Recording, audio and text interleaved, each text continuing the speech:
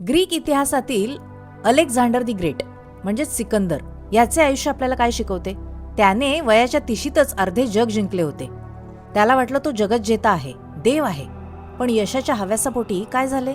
त्याने लाखो लोकांचे बळी घेतले, स्वतःच्या सैनिकांनाच थकवले. शेवटी काय झालं?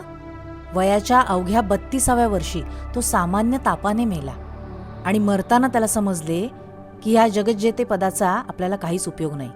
त्याने आपल्या सरदारांना सांगितले की माझी अंत्ययात्रा काढताना माझे दोन्ही हात त्या पेटीच्या बाहेर ठेवा, म्हणजे जेणेकरून जगाला कळेल की जग जिंकणारा सिकंदर सुद्धा जाताना रिकाम्या हातानेच गेला.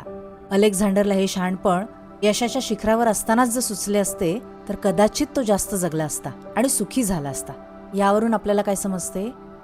मोठमोठ्या साम्राज्यांचा किंवा जहाजांचा नाश हा कुठल्या बाह्य शत्रूने नाही, तर त्यांच्या निर्मात्यांच्या अंतर्गत अहंकारानेच केला आहे.